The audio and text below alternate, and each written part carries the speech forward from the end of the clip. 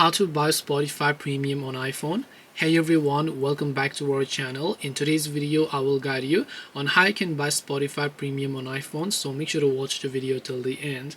If you want to buy Spotify Premium on iPhone, go ahead and then first of all launch your Safari browser and go to spotify.com, because if you have been actually trying to buy from the app, it is actually not possible to buy Spotify Premium from the app.